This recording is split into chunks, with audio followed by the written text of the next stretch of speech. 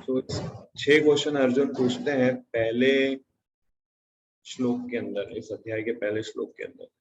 And इसमें से हमने क्रम क्या है, क्षेत्रज्ञ क्या है, ज्ञानम और ज्ञेयम, ये 4 टॉपिक्स हमने डिस्कस किए थे। क्षेत्र मतलब हमारा बॉडी, क्षेत्रज्ञ मतलब जो बॉडी को समझने वाला है वो है आत्मा और परमात्मा भी। ज्ञानम मतलब नॉलेज, नॉलेज मतलब to know what is matter, what is spirit, what is matter, what is spirit, जड़ पदार्थ क्या है, आध्यात्मिक क्या है, दोनों के कॉम्बिनेशन को बोलते हैं नॉलेज। और उन दोनों को कंट्रोल कौन करता है वो, सो नॉलेज ज्ञान मतलब what is matter, what is spirit and who is controller of both. और फिर ज्ञेयम हमने लास्ट टाइम देखा था कि ऑब्जेक्ट ऑफ नॉलेज क्या है, दैट इज अगेन आत्मा एंड परमात्मा। 20 नंबर श्लोक से भगवान बताएंगे क्वेश्चन 1 और क्वेश्चन 2 के आंसर कि प्रकृति क्या है और पुरुष क्या है, व्हाट इज प्रकृति एंड व्हाट इज पुरुष। तो टेक्स्ट 20 नंबर से लेकर टेक्स्ट 26 तक इस पॉइंट पे आज हम डिस्कस करेंगे कि व्हाट इज प्रकृति एंड व्हाट इज पुरुषा। तो टेक्स्ट 20 हम लोग रेफर करते हैं। प्रकृतिं पुरुषं चैव विद्य अनादि उभावपि विकारांश्च गुणांश्चैव विधि प्रकृति संभवान। श्लोक में भगवान बता रहे हैं प्रकृतिं पुरुषं चैव, प्रकृति और पुरुष क्या है, विद्या अनादि उभाव अपि। विद्या मतलब कि जानना, क्या है, अनादि मतलब बिगिनलेस, विद्या अनादि दोनों बिगिनलेस, उभाव मतलब दोनों। प्रकृति और पुरुष ये समझो अर्जुन के दोनों अनादि है, बिगिनलेस है। फिर विकारांश गुणांश चैव, विकारां मतलब चेंजेस, ट्रांसफॉर्मेशन है ना, विकारां। और गुणांश मतलब 3 गुण, मोड्स ऑफ मटेरियल नेचर, सत्वगुण, रजोगुण और तमोगुण। बोल रहे विकारांश गुणांश विधि प्रकृति संभवान। तो ये उसके अंदर जो भी विकार आते हैं और जो 3 गुण हैं ये सब प्रकृति से उत्पन्न हुए, प्रकृति संभवान।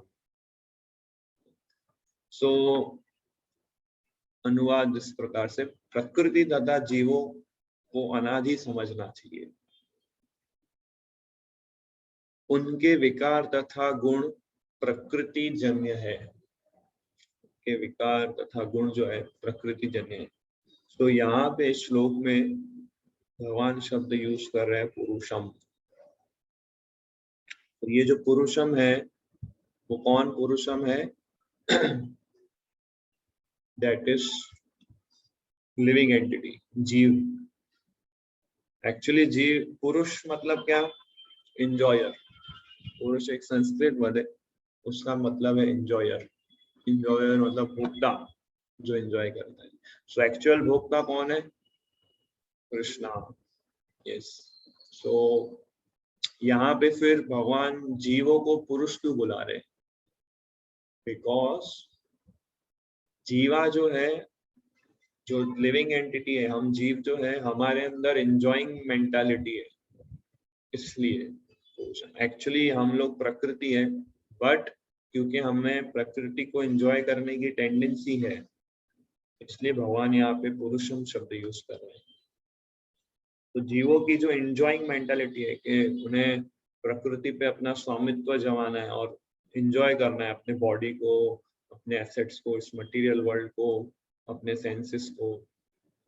Because of this enjoying propensity, falsely ये जो जीव है प्रकृति के वश में आ गया और अपने आप को एंजॉयर, अपने आप को कंट्रोलर मानता है। सो एक्चुअली पुरुष केवल भगवान कृष्ण है, the original enjoyer, the original controller is only Krishna, और बाकी सब भगवान की शक्तियां है, इंक्लूडिंग आवर सेल्फ, हम भी भगवान की शक्ति है। बट हम जो है, ये जो शक्ति है वो तटस्थ शक्ति है, मार्जिनल एनर्जी है। तो हम कभी अपने आप को एंजॉयर मानेंगे या कभी अपने आप को भगवान के सर्वेंट मानेंगे। भगवान की अगर हम बहिरंगा शक्ति के प्रभाव में आएंगे तो हम अपने आप को कंट्रोलर मानेंगे। भगवान की अगर हम अंतरंग शक्ति के प्रभाव में रहेंगे तो हम अपने आप को सर्वेंट मानेंगे। तो ये हमारे पास चॉइस है, आइदर दिस वे और दैट वे।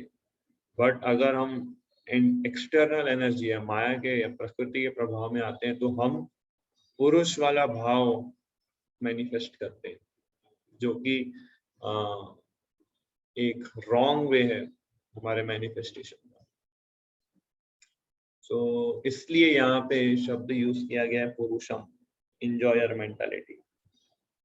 तो आत्मा एक्चुअल में उसके अंदर कोई विकार नहीं होते हैं। आत्मा के अंदर विकार किसमें होते हैं? शरीर में। और क्योंकि आत्मा अपने आप को शरीर मान रहा है, इसलिए उसको लगता है कि मेरे अंदर विकार आते हैं, ट्रांसफॉर्मेशन आते हैं। बट एक्चुअली ऐसा नहीं है। आत्मा कभी मरता नहीं है, आत्मा कभी बूढ़ा नहीं होता है, आत्मा कभी जन्म नहीं लेता है। आत्मा इज कांस्टेंट। बट क्योंकि फॉल्सली वो आत्मा अपने आप को शरीर मान रही है, और क्योंकि शरीर चेंज होते रहता है, इसलिए आत्मा को क्या लगता है उसके अंदर विकार आ रहे हैं। रॉन्ग कंसेप्शन उसने डेवलप कर लिया अपने अंदर। और ये रॉन्ग कंसेप्शन क्यों डेवलप हुआ है? क्योंकि उसको एंजॉय करना है। एंजॉयिंग करना उसका रियल स्वभाव नहीं है। तो क्योंकि उसका एक्चुअल वो स्वभाव नहीं है, इसलिए उसके ऊपर ये कवरिंग आ गया है कि भाई यू आर चेंजिंग, कि आपके अंदर विकार आ रहे हैं। एक्चुअल में उसमें कोई विकार नहीं आएंगे। इस तरह से ये प्रकृति और पुरुष का कंसेप्ट भगवान समझाते हैं। तो हाईलाइट पॉइंट में नवरंग रूप पढ़ सकते हैं। हाईलाइट पॉइंट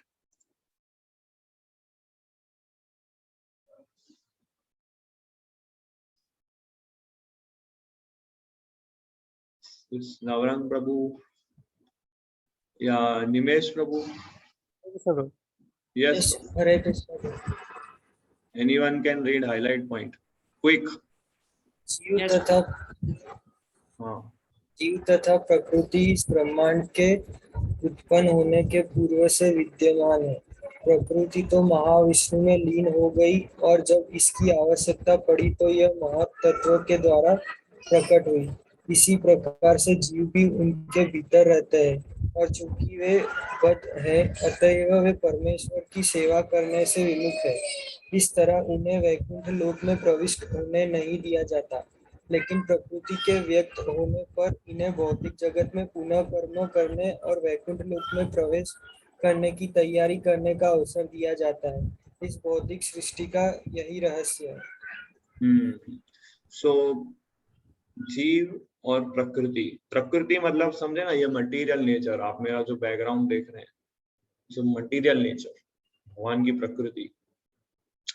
तो ये जो प्रकृति है, वो जीव और प्रकृति दोनों भगवान से उत्पन्न हुए।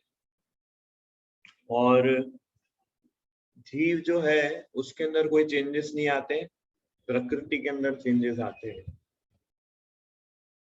ये पॉइंट इसमें समझा रहे हैं। तो जब डिस्ट्रक्शन होता है तो ये मटेरियल नेचर और जीव दोनों महाविष्णु की बॉडी में एंटर कर जाते हैं। जब प्रलय हो जाता है, पूरा नाश हो जाता है, और फिर भगवान जब दूसरी सांस छोड़ते हैं तो प्रकृति और जीवा दोनों बाहर निकलते हैं और कंटिन्यू करते हैं अपना प्रोसेस इस मटेरियल वर्ल्ड के अंदर। तो इस पॉइंट को इस तरह से इसमें एक्सप्लेन किया है।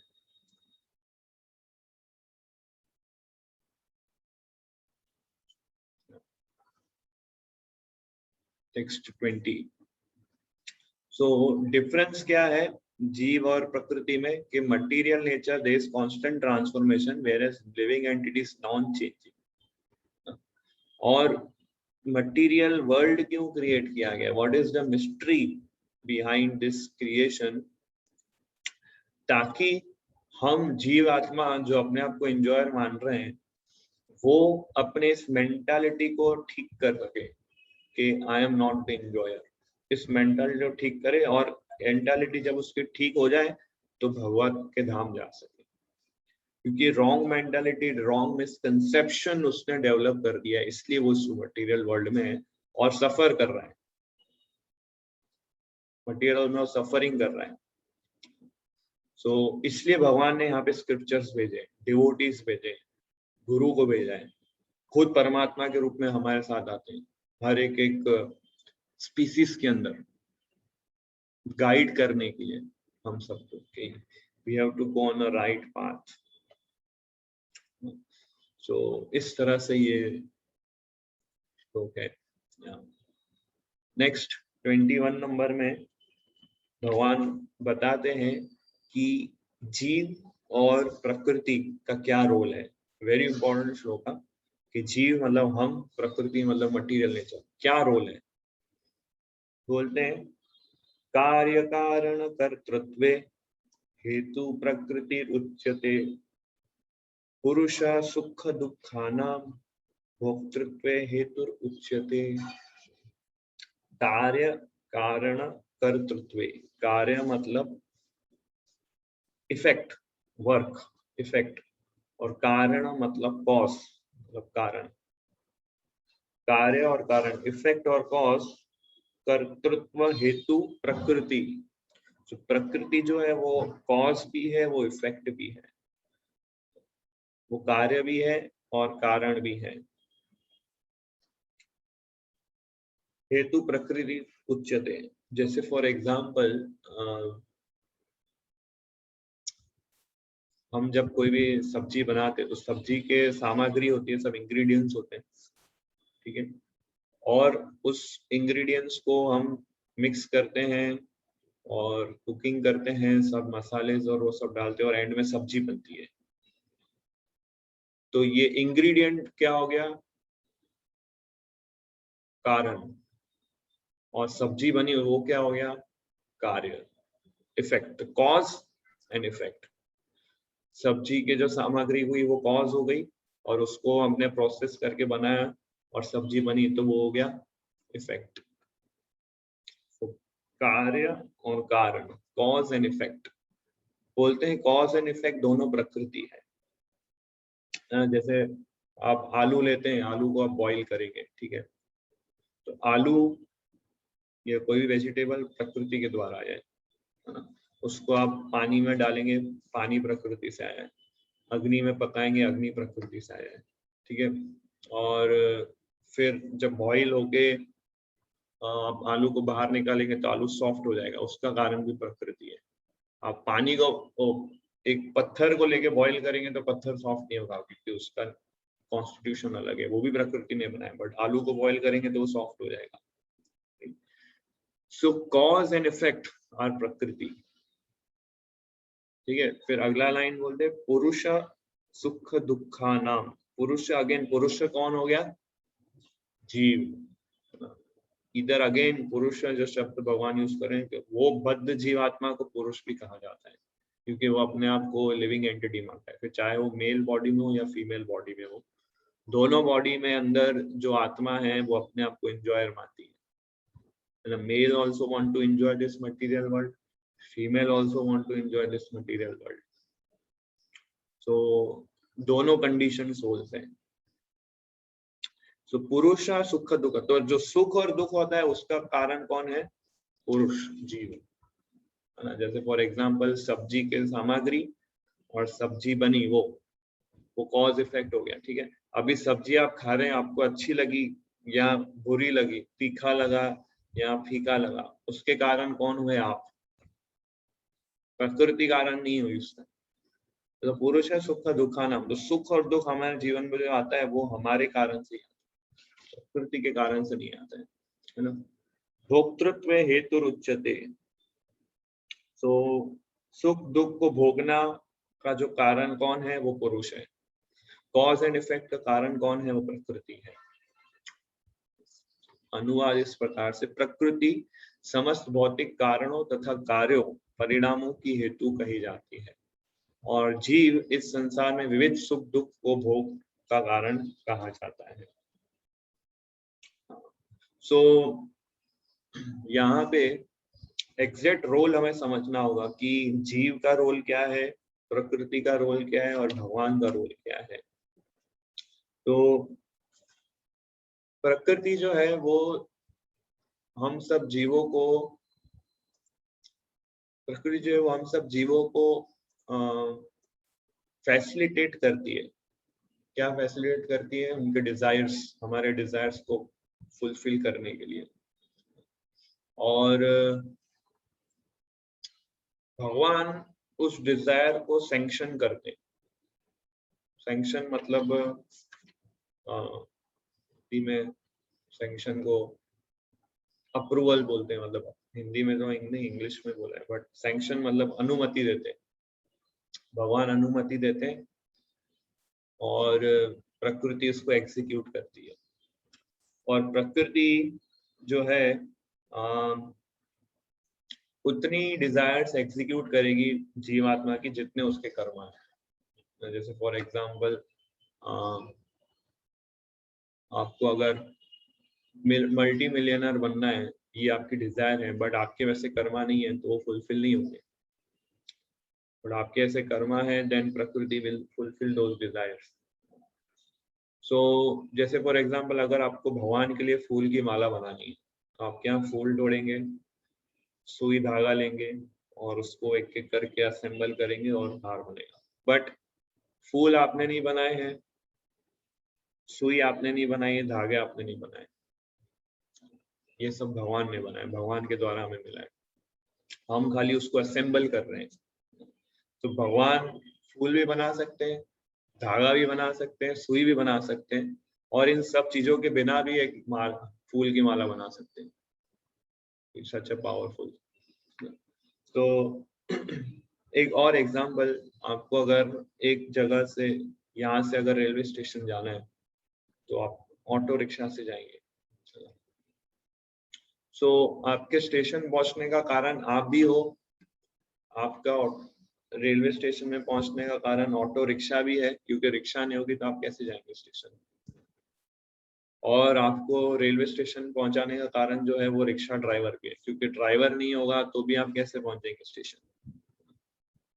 तो ऑटो भी कारण है, ऑटो का ड्राइवर भी कारण है, और आप खुद भी कारण है। तीनों कारण। उसी तरह से प्रकृति, जीव और आत्मा तीनों कारण है। जब कोई भी इफेक्ट, कोई भी कॉज, कोई भी चीज होती है हमारे साथ। इस एग्जाम्पल में, ऑटो रिक्शा वाले एग्जाम्पल में, ऑटो जो है वो प्रकृति है, ऑटो ड्राइवर जो है वो परमात्मा है, और पैसेंजर जो है वो हम खुद है, जीव। तो तीनों कारण बनते हैं। कोई भी कार्य होता है तो ये तीनों कारण से हम जज करते हैं। सो एक बहुत टाइम पहले मैंने आपको एक स्लाइड दिखाई थी जिसमें ये मैंने समझाया था कि कैसे प्रकृति, आत्मा और परमात्मा कनेक्टेड है। तो सबसे पहले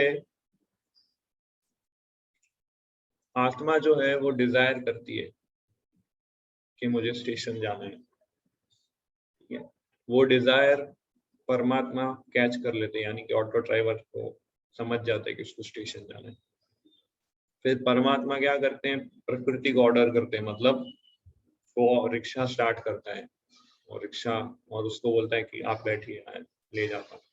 और फिर रिक्शा जाती है स्टेशन पे और उसको ड्रॉप करती है, एग्जीक्यूट। सो जीव, परमात्मा यानी भगवान और प्रकृति, इस तरह से तीनों मिलके एग्जीक्यूट करते हैं आत्मा की डिजायर्स, हमारी डिजायर्स को। तो प्रकृति का क्या रोल है और पुरुष मतलब आत्मा का क्या रोल है वो ये स्लाइड से हम समझ सकते हैं। तो जब तक भगवान सैंक्शन नहीं करेंगे तब तक हमारी इच्छा पूरी नहीं होगी, जब तक प्रकृति हमारी इच्छाओं को फैसिलिटेट नहीं करेगी तब तक हमारी इच्छा पूरी नहीं होगी। इस तरह से ये कॉन्सेप्ट है और बहुत इंपॉर्टेंट। ये सेम कॉन्सेप्ट चैप्टर 5 में भी आता है भगवत गीता, और चैप्टर 3 में एक इंपॉर्टेंट श्लोक आता है, प्रकृति क्रियमाणानि गुणे कर्माणि सर्वस्य अहंकार विमूढ़ आत्मा करता हम इति मन्यते। कि जीव जो है प्रकृति के 3 गुणों में आके ये समझता है कि मैं करता हूं, I am the doer. But यहाँ पे भगवान क्या बोल रहे हैं कि जीव ही करता है, वो ही अपने सुख दुख का कारण है। पहले बोलते हैं कि जीव कुछ करता नहीं, प्रकृति सब कुछ करती है। इस श्लोक में भगवान बोल रहे हैं कि नहीं, प्रकृति के साथ साथ जीव भी करता है। तो सुख दुख के कारण हम खुद है, हम जैसी डिजायर करेंगे वैसी सिचुएशन हमारे आसपास क्रिएट होगी, राइट। सो या फिर हमने पास्ट लाइफ में जैसे कर्मा किए हैं वैसी सिचुएशन हमारे सामने क्रिएट होगी, और हम उस सिचुएशन को कैसे रिस्पॉन्ड करेंगे, उस सिचुएशन के साथ कैसे हम डील करेंगे, वो पूरी इंडिपेंडेंस हमें दी गई है, जिसमें प्रकृति और भगवान दोनों इंटरफेयर नहीं करते। दैट इज टोटली और फ्री विल, कैसे हम रिस्पॉन्ड करेंगे।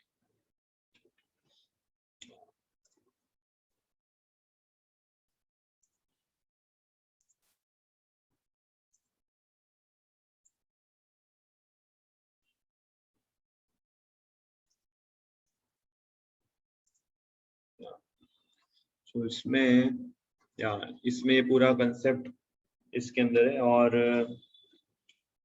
According to one's desires and activities,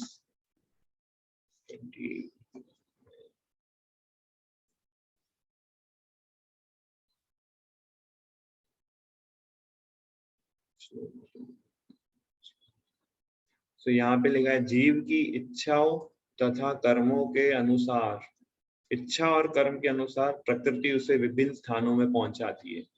जीव स्वयं ऐसे स्थानों में जाने तथा मिलने वाले सुख दुख का कारण होता है। एक प्रकार का शरीर प्राप्त हो जाने पर वह प्रकृति के वश में हो जाता है, क्योंकि शरीर पदार्थ होने के कारण प्रकृति के नियम अनुसार कार्य करता है। जैसे एक बार आप कोई, फॉर एग्जांपल अगर आप एक बार ऑटो रिक्शा में बैठ गए, उसने ऑटो रिक्शा स्टार्ट कर दी स्टेशन जाने की, आपने डिजायर किया कि मुझे स्टेशन जाना है, एक बार ऑटो रिक्शा में बैठ गए, रिक्शा स्टार्ट हो गई, चलने लगी, उस समय आप नहीं बोल सकते कि नहीं नहीं नहीं मुझे नहीं जाना है। आपने डिजायर किया तो वो आपको स्टेशन पहुंचाएगा, आपको फिर पूरा पे करना पड़ेगा क्योंकि आधा चल चुका है। सो बिफोर डिजायरिंग हमें नॉलेज होना चाहिए कि क्या मैं सही डिजायर कर रहा हूँ कि नहीं। फॉर एग्जाम्पल यहाँ से आपको दिल्ली बाय ट्रेन जाना है और ट्रेन में आप सीट में बैठे हैं, ठीक है, और ट्रेन चलने लगी और आप बोले कि ये ट्रेन साफ नहीं है, ट्रेन में बहुत कचरा है और ये रूट से नहीं इस रूट से जाना चाहिए, वो लॉन्ग कट रूट है, शॉर्टकट रूट है, ऐसे जाना, ये सब आर्गुमेंट उस समय वैलिड नहीं रहेंगे, बिकॉज वो सब पहले आपको जान लेना चाहिए था। तो वो पहले स्टडी कर लेना चाहिए, जो कि फैसिलिटी है हम स्टडी कर सकते हैं। तो ऐसे ही बिफोर डिजायरिंग क्या हम सही डिजायर कर रहे हैं कि नहीं वो हमें पता होना चाहिए, इसलिए भगवान ने सारे स्क्रिप्चर्स भेजे। अभी हम इस बॉडी में आ गए हैं, अभी ये बॉडी के अंदर जो जो कर्मास हमें फेस आने हैं वो आने ही वाले हैं, दैट इज फॉर श्योर। अभी हम ऐसा नहीं बोल सकते कि नहीं नहीं मुझे ये सुख दुख नहीं चाहिए, ये सुख नहीं चाहिए, ये दुख नहीं चाहिए। We have to face that karma. इस श्लोक को और अच्छे से एक्सप्लेन करते हैं अगले श्लोक में भगवान, जिसमें बोलते हैं पुरुष प्रकृति स्थो ही भुंक्ते प्रकृति जान गुणान कारणं गुण संगोस्य सद असत योनि जन्मसु। सो पुरुष प्रकृति स्थो ही, अगेन पुरुष शब्द यूज कर रहे हैं। पुरुष अगेन मतलब जीव। तो पुरुष प्रकृति तो ही मतलब पुरुष प्रकृति में स्थित है, पुरुष प्रकृति तो ही भुंगते प्रकृति जान गुना। भुंगते भुंगते मतलब एंजॉय करना, प्रकृति जान गुणा। पुरुष मतलब जीव जो है प्रकृति के अंदर स्थित है और सोचता है कि मैं प्रकृति को एंजॉय करूंगा। भुंगते एंजॉय करना, प्रकृति के 3 गुणों को एंजॉय करूंगा। और कारणम गुणो संगोस्य, तो क्यों उसका एंजॉयमेंट का कारण क्या है? क्योंकि वो गुणों से संग कर रहा है, सत्वगुण, रजोगुण, तमोगुण, तीनों गुणों का संग कर रहा है। और इस तरह भूंगते मतलब एंजॉय भी करना और सफर भी करना, दोनों होता है। तो उसके सुख दुख को वो एंजॉय करता है या सफर करता है, उसका कारण क्या है? क्योंकि कारण गुण संगस्याम, गुणों का संग करता है, 3 गुणों का संग करता है। और सद असद जन्म योनिसु, सद असद योनि जन्मसु, ऐसे जन्म अलग अलग जन्मों में अलग अलग शरीर में इस प्रकार से वो सुख दुख एंजॉय करता है। सो यहाँ पे इस श्लोक में अनुवाद इस प्रकार से, इस प्रकार जीव प्रकृति के तीनों गुणों का भोग करता हुआ प्रकृति में ही जीवन बिताता है। यह उस प्रकृति के साथ उसकी संगति का कारण है। इस तरह उसे उत्तम तथा अधम योनियां मिलती रहती है। तो जीव 3 गुणों को एंजॉय करता है। फॉर एग्जाम्पल सत्व गुण को एंजॉय करेगा तो उसको हैप्पीनेस मिलेगा, रजोगुण को एंजॉय करेगा तो उसको डिस्ट्रेस मिलेगा, तमोगुण को एंजॉय करेगा तो उसको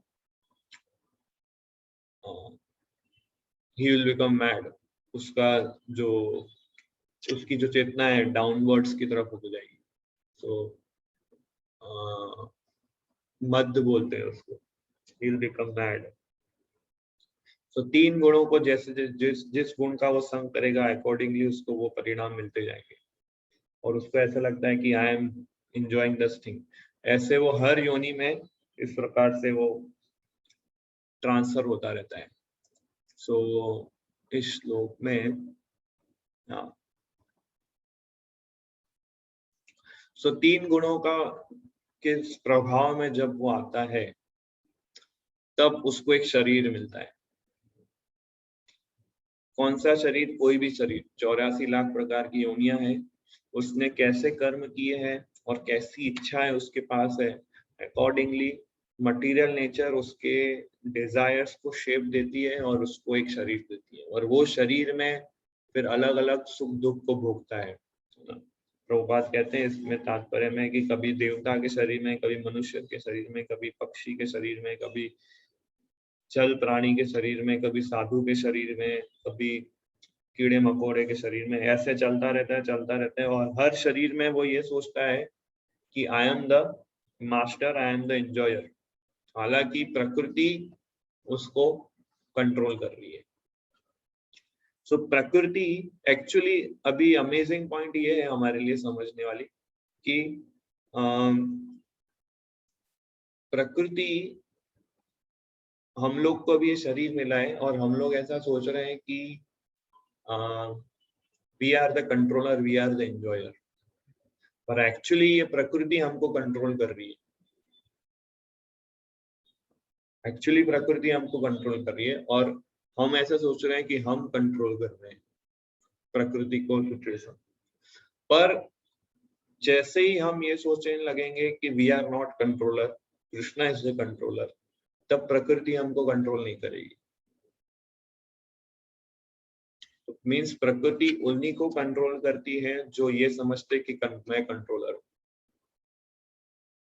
है ना। प्रकृति उन्हीं को कंट्रोल करेगी जो जीव इस तरह से सोचेंगे कि I am the controller, I am the enjoyer. पर जब जीव ये मान लेता है कि I am not controller, Krishna is the controller, तब प्रकृति उसको कंट्रोल नहीं करती है, तब कृष्णा उसको कंट्रोल करते हैं। और over the period of time जब वो शुद्ध भक्त बन जाता है तो वो शुद्ध भक्त कृष्णा को कंट्रोल करते हैं। और कृष्णा उनके अधीन हो जाते हैं। जैसे भक्त की डिजायर होती है कृष्णा वैसे फुलफिल करते हैं। सो इस स्टेज पर हम अभी है कि we are now controlled by प्रकृति। कृष्णा तो कहीं पिक्चर में नहीं है, कृष्णा की प्रकृति हमको कंट्रोल कर रही है। 3 गुण, प्रकृति मतलब 3 गुण हुए, या माया देवी, दुर्गा देवी, जो भी। हमको ये स्टेज से उठ के उस स्टेज पर आना है कि हम कृष्णा को कंट्रोल करें। ऑफ कोर्स एक कंट्रोलिंग एंजॉइंग मेंटालिटी से नहीं, बट एक लविंग रिलेशन बना के। जैसे कई बार वाइफ आउट ऑफ लव अपने हस्बैंड को कंट्रोल करती है कि हमें इधर चलना है, out of love, that is वो प्रेम से कंट्रोल होता है। तो इसी प्रकार से भक्त जो है भगवान को कंट्रोल कर सकता है, लाइक दैट। और भगवान एंजॉय करते हैं एक्चुअली इस कंट्रोल को। तो परपोर्ट में प्रभुपाद एक अच्छा पॉइंट लिखते हैं।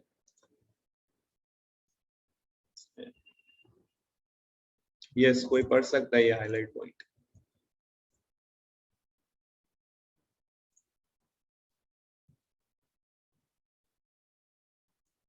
यस, नवरंग गुरु पढ़िए। हरे कृष्ण। भौतिक इच्छा के वशीभूत हो उसे कभी देवता के रूप में तो कभी मनुष्य के रूप में, कभी पशु, कभी पक्षी, कभी कीड़े, कभी जल जंतु, कभी संत पुरुष तो कभी खटमल के रूप में जन्म लेना होता है। यह क्रम चलता रहता है और प्रत्येक परिस्थिति में जीव अपने को परिस्थितियों का स्वामी मानता रहता है, जबकि वह प्रकृति के वश में होता है। यहाँ पर बताया है कि जीव किस प्रकार विभिन्न शरीरों को एवं प्राप्त करता है। यह प्रकृति के विभिन्न गुणों की संगति के कारण है। अतएव इन गुणों से ऊपर उठकर दिव्य पद पर स्थित होना होता है। यही कृष्ण भावनामृत कहलाता है। कृष्ण भावनामृत में स्थित हुए बिना भौतिक चेतना मनुष्य को एक शरीर से दूसरे में देहांतर करने के लिए बाध्य करती रहती है, क्योंकि अनादिकाल से उसमें भौतिक आकांक्षाएं व्याप्त है। लेकिन उसे इस विचार को बदलना होगा। यह परिवर्तन प्रामाणिक स्रोतों से सुनकर ही लाया जा सकता है। फिर से ये लाइन पढ़ी है। यह परिवर्तन प्रामाणिक स्रोतों से सुनकर ही लाया जा सकता है। यस, तो ये परिवर्तन मतलब कौन सा परिवर्तन? कि हम जो अपने आप को एंजॉयर मान रहे हैं उसके बदले ये समझना कि Krishna is the enjoyer, Krishna is the controller. तो वो कैसे हो सकता है? प्रभुपाद कहते हैं प्रामाणिक स्रोत से सुनकर, हियरिंग फ्रॉम ऑथराइज्ड सोर्सेस। इसलिए हियरिंग करना बहुत जरूरी है। Hearing reading is very important. वो हमारे इस कंट्रोलिंग और एंजॉइंग मेंटालिटी को काटते हैं and give us real knowledge. Yes, पढ़िए आगे। इसका सर्वश्रेष्ठ उदाहरण अर्जुन है, जो कृष्ण से ईश्वर विज्ञान का श्रवण करता है। यदि जीव इस श्रवण विधि को अपना ले तो प्रकृति पर प्रभुत्व जताने की चिर अभिलषित आकांक्षा समाप्त हो जाए और क्रमशः जो जो वह प्रभुत्व जताने की इच्छा को कम करता जाएगा, त्यों त्यों उसे आध्यात्मिक सुख मिलता जाएगा। सो रूपाद यहाँ रेकमेंड करते हैं कि वी शुड बी वेरी पक्का in our hearing and chanting and reading. जितना अच्छा आप श्रवण करेंगे, जितने अच्छे आप लेक्चर सुनेंगे, जितना अच्छा आप पुस्तक पढ़ेंगे, उतना आप प्योरीफाई होंगे, उतना आप प्रकृति के प्रभाव से मुक्त रहेंगे। सो ये लेक्चर सारे इंपॉर्टेंट हैं। ये नहीं कि हमें सिर्फ मंडे, वेडनेसडे, फ्राइडे क्लासेस सुनना है, बट एवरी डे शिला प्रभुपाद के सारे क्लासेस है हमारे पास recorded. You should listen every day at least 1 class of Prabhupada. Bhagavad Gita के श्लोक बाय श्लोक, भागवतम के श्लोक बाय श्लोक, सारे क्लासेस है। सो ऐसे आप क्लासेस सुनते रहेंगे एवरी डे, देन ओनली हम एक्सपेक्ट कर सकते हैं कि हम उस स्टेज पर आएंगे जब हम भगवान को साथ आदान प्रदान करेंगे, भगवान से रिलेशन तब बनेगा। सो इस तरह से इस पॉइंट को है। नेक्स्ट श्लोक में भगवान बताते हैं अभी एक्चुअल पुरुष क्या है। Who is actual? अभी तक जो भगवान पुरुष पुरुष पुरुष शब्द यूज कर रहे थे श्लोका में, वो तो जीवों को बता रहे थे, पर अभी एक्चुअल पुरुष क्या है वो बताएंगे। तो बोल रहे हैं इसमें उपदृष्टा अनुमंता च भर्ता भोक्ता महेश्वर परमात्मेति चाप्य उक्तो देहे अस्मिन् पुरुषा परा मतलब सुप्रीम पर्सन, परम पुरुष या पुरुष परा। पुरुष सुप्रीम पर्सन कौन है? उपद्रष्टा। उपद्रष्टा मतलब विटनेस, ऑब्जर्व जो करता है। अनुमंता च, अनुमंता मतलब जो सैंक्शन करता है, परमिट करता है, अनुमति जो देता है। तो रियल पुरुष को उपद्रष्टा, अनुमंता और भर्ता। भर्ता मतलब मास्टर, भोक्ता मतलब एंजॉयर और महेश्वर मतलब सुप्रीम पर्सन। तो उपद्रष्टा, अनुमंता, भर्ता, भोक्ता, महेश्वर के वो सुप्रीम ऑब्जर्वर है और सैंक्शनर है और रियल मास्टर है, रियल एंजॉयर है और सुप्रीम पर्सन है। और परमात्मा में चाप्य उक्तो, उसको परमात्मा बोलते हैं। परमात्मा एति चाप्य उक्तो, कि उसको परमात्मा बोलते हैं। देहे अस्मिन् पुरुष परा, और वो परमात्मा देह में रहता है। पुरुष परा, देह अस्मिन् पुरुष परा, वो परमात्मा देह में रहता है जीवात्मा के साथ। ये एक्चुअल पुरुष भगवान बता रहे हैं श्लोक में। तो अनुवाद, तो भी इस शरीर में एक अन्य दिव्य भोक्ता है जो ईश्वर है, परम स्वामी है और साक्षी तथा अनुमति देने वाले के रूप में विद्यमान है और जो परमात्मा कहलाता है। तो यहाँ पे एक्चुअल अभी एक्चुअल पुरुष जो रियल पुरुष है, परम पुरुष, वो डिस्क्राइब कर रहे हैं भगवान। जो उसके पहले जो पुरुष है वो सब कंडीशन सोल्स है जिसके अंदर एंजॉइंग मेंटालिटी है। तो he is the real enjoyer. और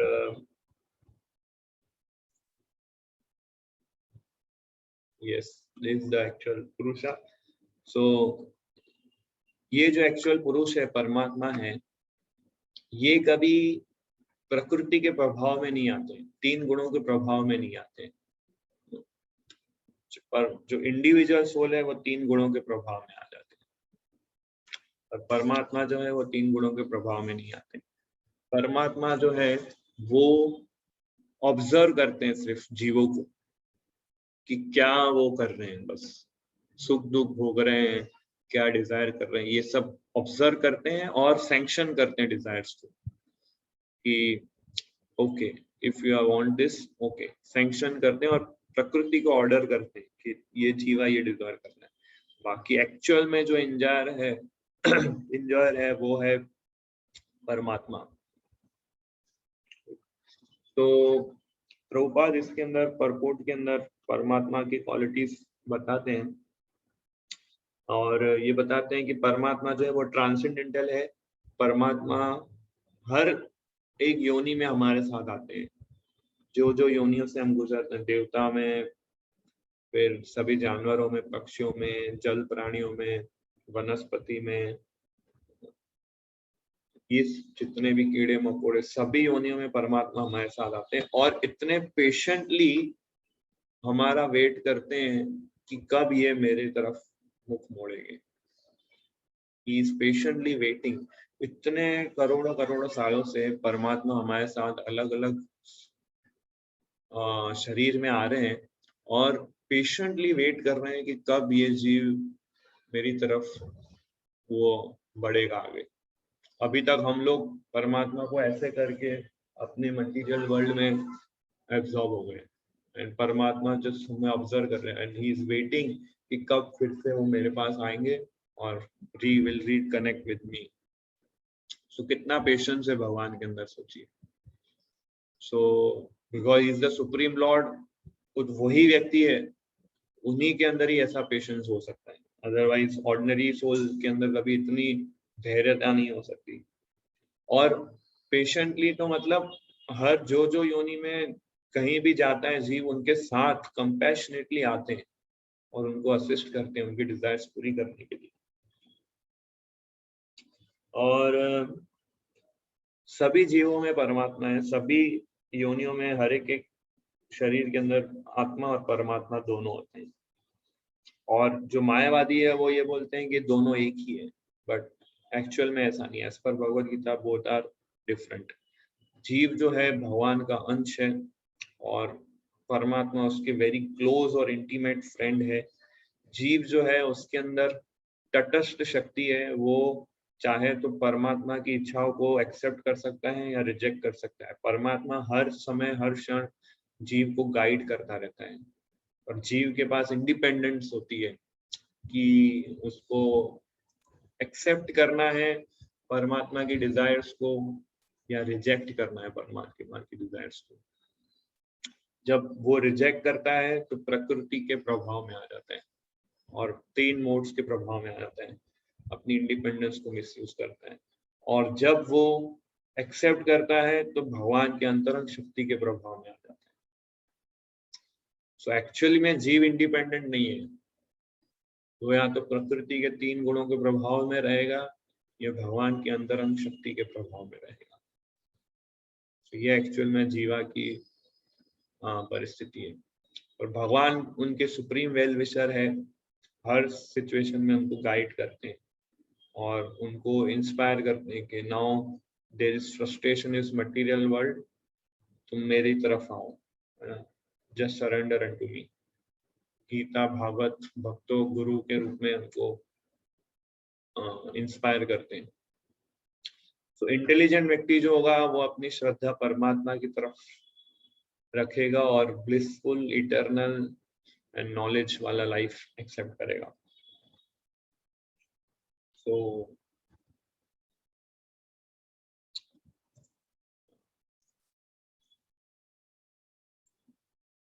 परपोर्ट ओके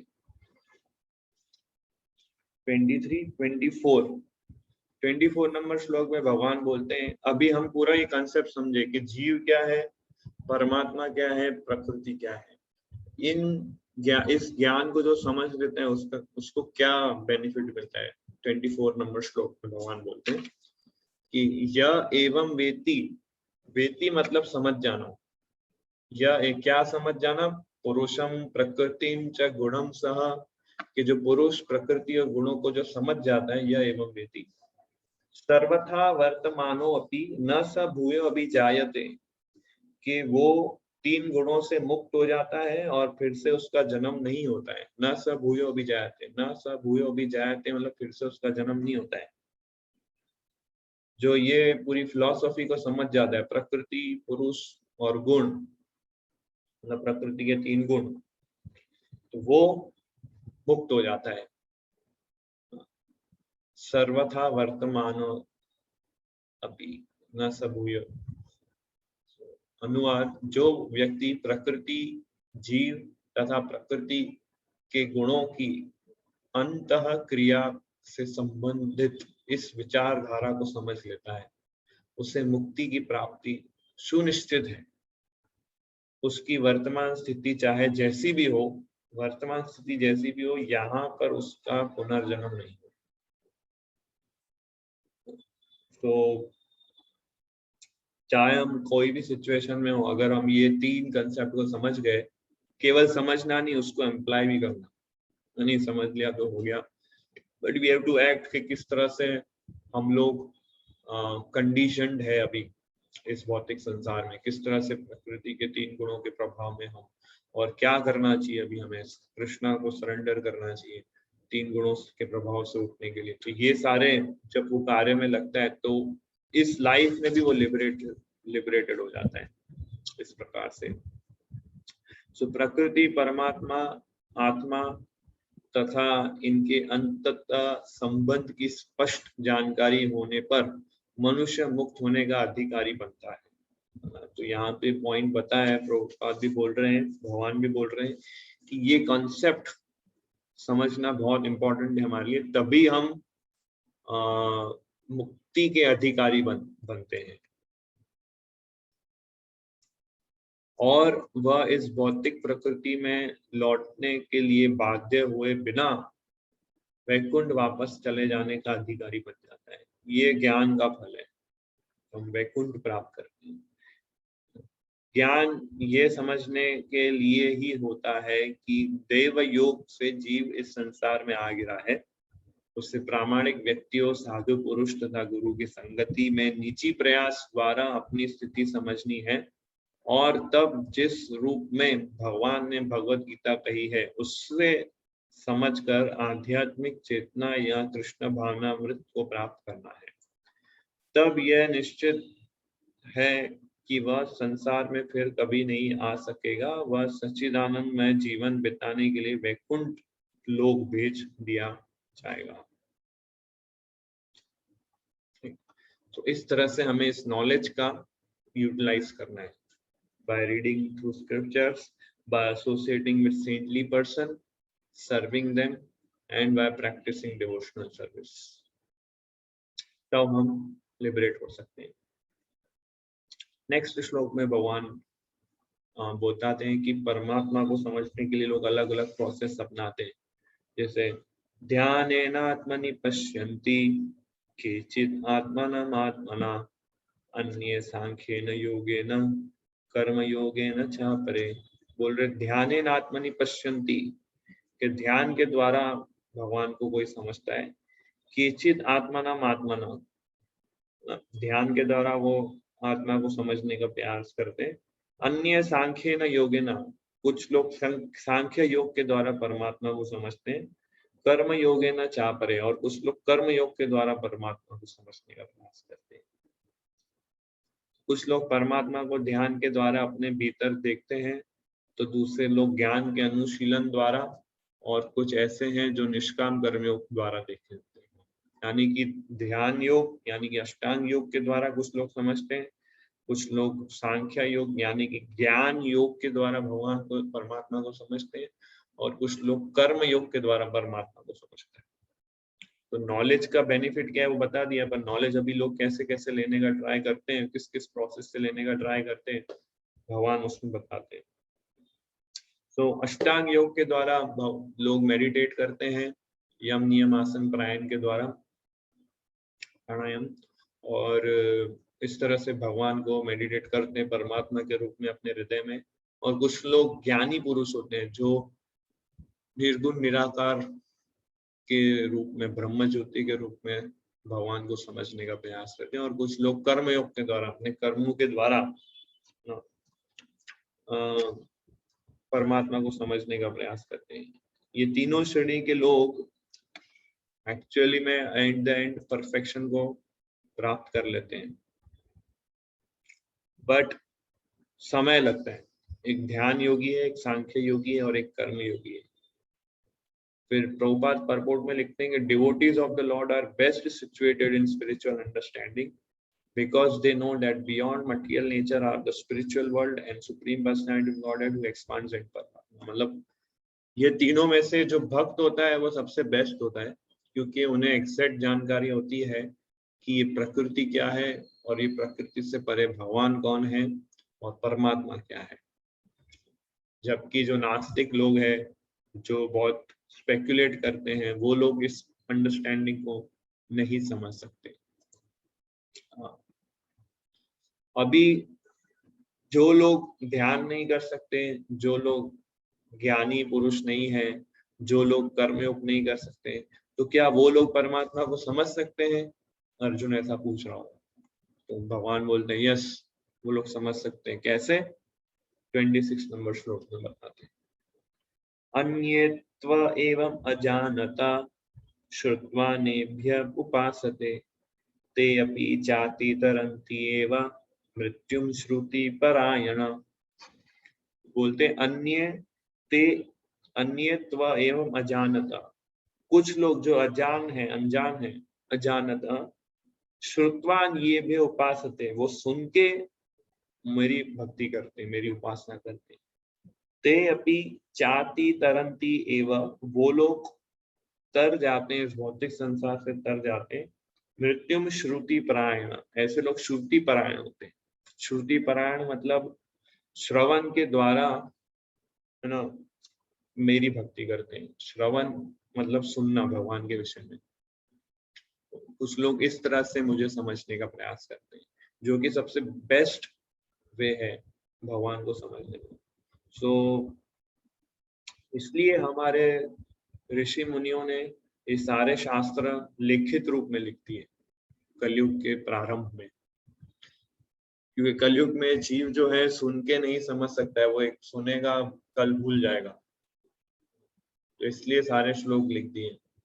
और आगे और एडवांस टेक्नोलॉजी आई फिर कि व्यक्ति क्लास सुनेगा पर याद नहीं रख पाएगा, इसलिए रिकॉर्डिंग्स सारी आ गई, इंटरनेट आ गया, रिकॉर्ड करके आप अपलोड करके रख सकते हैं, फिर कभी सुन सकते हैं।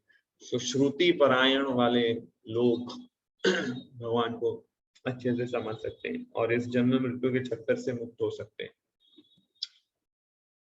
अनुवाद, ऐसे भी लोग हैं जो यद्यपि आध्यात्मिक ज्ञान से अवगत नहीं होते पर अन्यों से परम पुरुष के विषय में सुनकर उनकी पूजा करने लगते हैं। ये लोग भी प्रामाणिक पुरुषों से श्रवण करने की मनोवृत्ति होने के कारण जन्म तथा मृत्यु के पथ को पार कर जाते हैं। तो भले ही ऐसे लोग आध्यात्मिकता में इतना एडवांस नहीं है, उनके पास इतनी जानकारी नहीं है, पर ऐसे लोग भी जन्म मृत्यु के चक्कर से मुक्त हो सकते हैं अगर वो श्रवण करें ऑथोराइज्ड व्यक्ति से, प्रामाणिक स्रोत से, प्रमाणित लोगों से। ऐसे लोग मुक्त हो सकते हैं। सो परपोर्ट बहुत इंपॉर्टेंट है, पूरा परपोर्ट बहुत इंपॉर्टेंट है, एक एक लाइन इसकी इंपॉर्टेंट है, और बट फिर भी मैं कुछ इंपॉर्टेंट ही आपको बताऊंगा।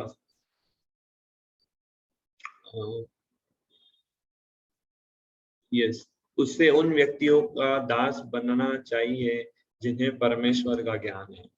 यदि कोई इतना भाग्यशाली हुआ कि उसे शुद्ध भक्त की शरण मिल सके और वह उससे आत्म साक्षात्कार के विषय में श्रवण करके उसके पद चिन्हों पर चल सके, तो उसे क्रमशः शुद्ध भक्त का पद प्राप्त हो जाता है ना। तो इस तरह जो लोग हमें ये स्पिरिचुअल नॉलेज दे रहे हैं, we should serve those personalities, because उनकी सर्विस के द्वारा हम लोग शुद्ध भक्ति को प्राप्त कर सकते हैं। इसलिए प्रभुपाद ने सारे ये एक एक श्लोका का अनुवाद किया है, एक एक वर्ड बाय वर्ड मीनिंग दिया, उसको पूरा एक्सप्लेनेशन दिया। So if we serve Prabhupada जो प्योर डिवोटी है, उनके कमेंट्रीज को यूज करके हम प्योर डिवोशनल सर्विस को प्राप्त कर सकते हैं। इसमें यद्यपि सामान्य व्यक्ति तथागतिक दार्शनिकों की भांति प्राय समर्थ नहीं होता, लेकिन प्रामाणिक व्यक्ति से श्रद्धा पूर्वक श्रवण करने से इस भव सागर को पार करके भगवत धाम वापस जाने में उसे सहायता मिलेगी।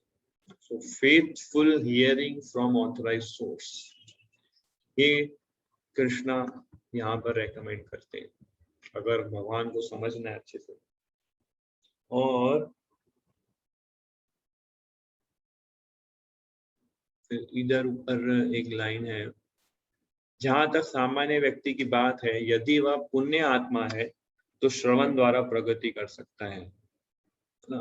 देखिए, अगर व्यक्ति सिंसियरली हियरिंग करेगा, श्रवण करेगा, तो ही उसका प्रोग्रेस होगा, अदरवाइज उसके लिए प्रोग्रेस बहुत डिफिकल्ट हो जाएगा। Without hearing it is not possible to understand Krishna. और वो पुण्यशाली व्यक्ति ही श्रवण करेगा। दूसरा पॉइंट ये भी है, यह श्रवण विधि अत्यंत महत्वपूर्ण है। आधुनिक जगत में कृष्णा भावनामृत का उपदेश करने वाले भगवान चैतन्य ने श्रवण पर अत्यधिक बल दिया है, क्योंकि यदि सामान्य व्यक्ति प्रामाणिक स्रोत से केवल श्रवण करे तो वह प्रगति कर सकता है। विशिष्ट चैतन्य महाप्रभु के अनुसार यदि वह हरे कृष्णा कृष्णा कृष्णा हरे हरे, हरे राम राम राम हरे हरे दिव्य ध्वनि को सुने। इसलिए कहा गया है कि सभी व्यक्तियों को सिद्ध पुरुष से श्रवण करने का लाभ उठाना चाहिए और इस तरह क्रम से प्रत्येक वस्तु समझने में समर्थ बनाना चाहिए, तब निश्चित रूप से परमेश्वर की पूजा हो सकेगी। भगवान चैतन्य महाप्रभु ने कहा है कि इस युग में मनुष्य को अपना पद बदलने की आवश्यकता नहीं है, अपितु उसे चाहिए कि मनोधार्मिक तर्क द्वारा परम सत्य को समझने के प्रयास को त्याग दे। उसे उन व्यक्तियों का दास बनना चाहिए जिसने परमेश्वर का ज्ञान। Hearing is very very important. ये बहुत इंपॉर्टेंट परपोर्ट है, इस पे हम मेडिटेट कर सकते हैं और भी इस पे एक्सप्लेनेशन हम दे सकते हैं। तो 27 नंबर श्लोक से लेके टिल एंड 35 नंबर श्लोक तक भगवान अगेन समराइज करेंगे पूरे चैप्टर को। प्रकृति क्या है, पुरुष क्या है, परमात्मा क्या है, तीन गुण क्या है। सो वो हम नेक्स्ट क्लास में इसको चर्चा करेंगे। सो किसी का कोई प्रश्न है तो पूछ सकते हैं। Any questions, any doubts about today's discussion?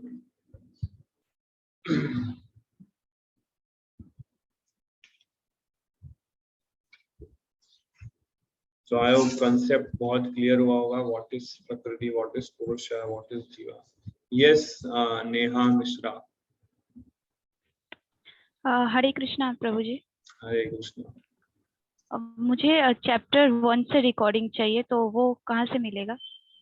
Chapter 1 से एक्चुअली चैप्टर 1 से लेके चैप्टर 2.46 तक रिकॉर्डिंग्स हैं मेरे पास, बट वो सारे ऑडियोज हैं, इसलिए मैंने वो कहीं अपलोड नहीं किए। उसके बाद के सारे मेरे पास वीडियोस अवेलेबल हैं, but before that I have audio files, तो उसको आप कभी भी टेम्पल आके कलेक्ट कर सकते हैं मुझसे। ठीक है, ठीक है। आप कहाँ अहमदाबाद में रहते हैं? हाँ, मैं अहमदाबाद में ही रहती हूँ। यहाँ टेम्पल के पास ही पीजी है मेरा। Okay okay, so you can come and collect. ठीक है, ठीक है। और किसी का कोई प्रश्न?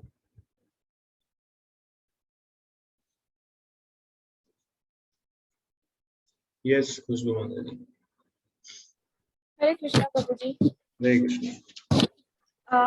तो एक्चुअली हमें एंजॉय करना था, तो हम पहले गोलोक धाम में थे, तो हमें एंजॉय करना था, इसीलिए हम लोग यहाँ पे आए हैं भौतिक जगत में।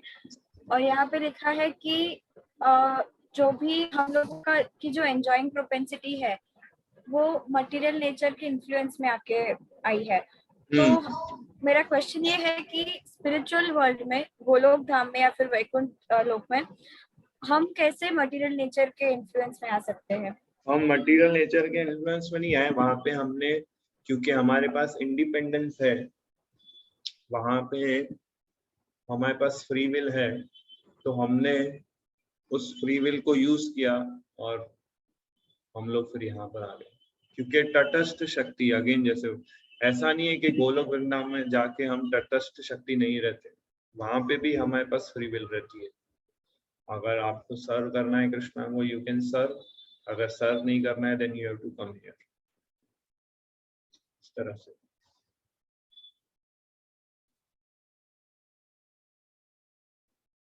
तो गोलोक धाम जाके भी हमारा तत्व तो वही रहेगा, मार्जिनल पोटेंसी, तटस्थ शक्ति।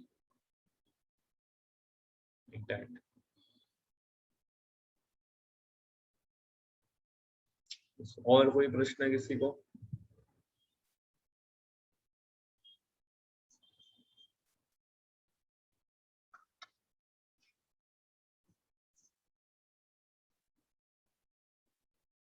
यस, नवरंग प्रभु।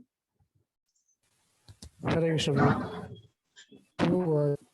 तीसरे अध्याय के 27वें श्लोक और ये 13वें अध्याय के 21वां श्लोक है, उसको मैं समझ नहीं पाया, जैसे कि आपने कहा था। तो तीसरे अध्याय में भगवान बोलते हैं कि प्रकृति सब कुछ करती है और आत्मा जो है वो ये समझता है कि वो करता है।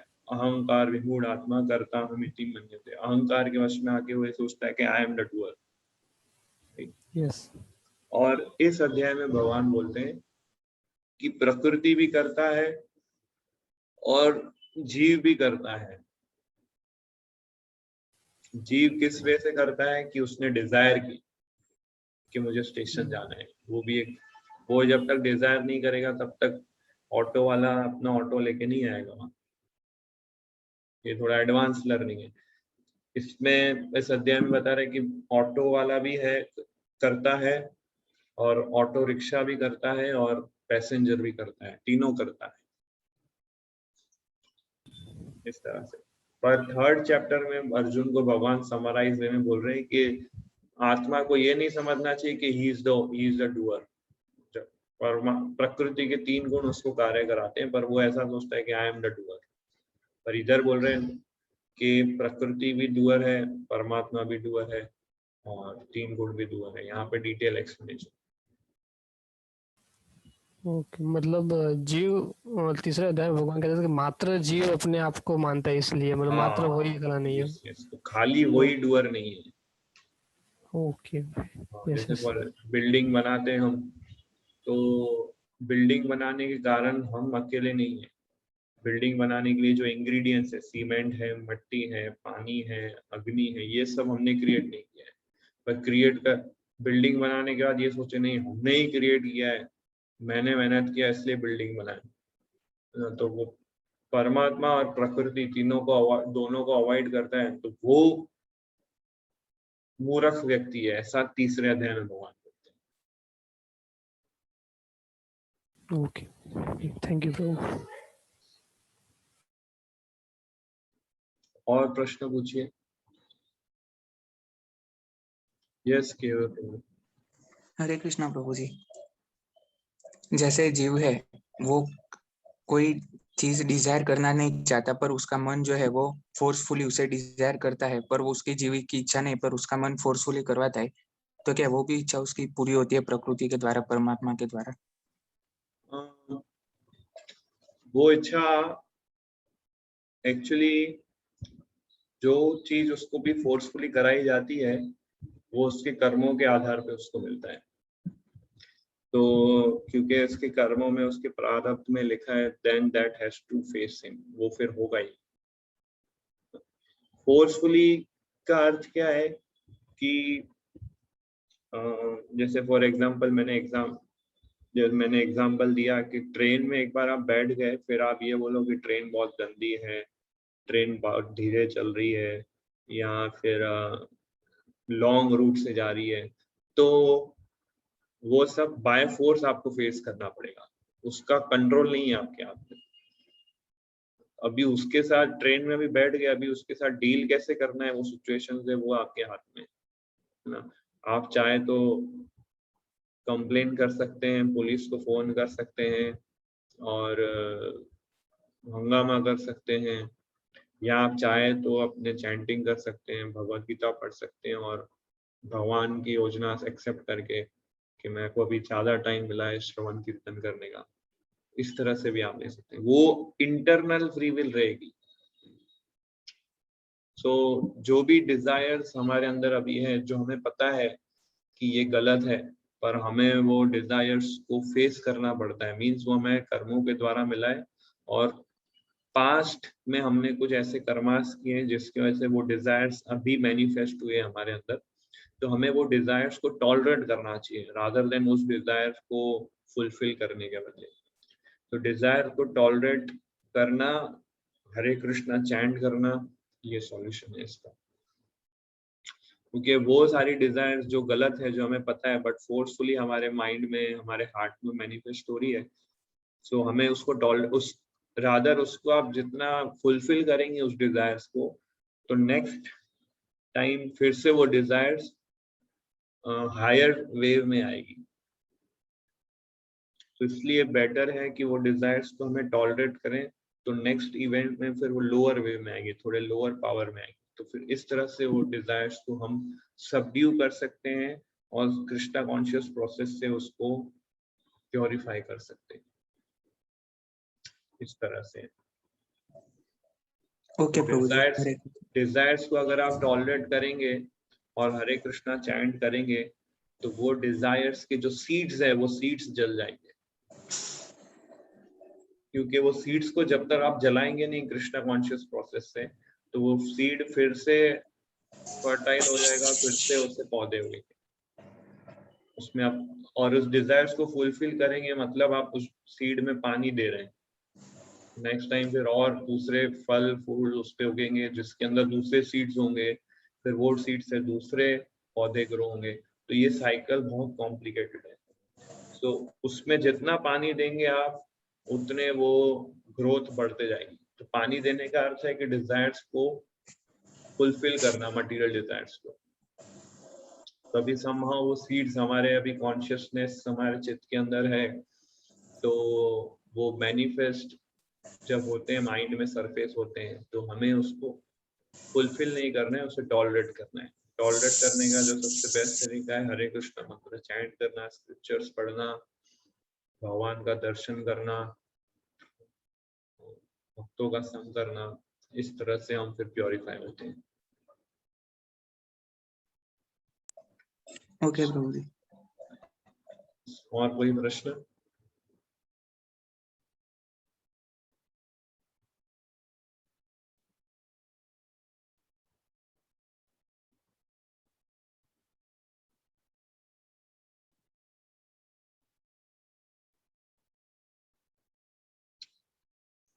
Okay, so thank you very much.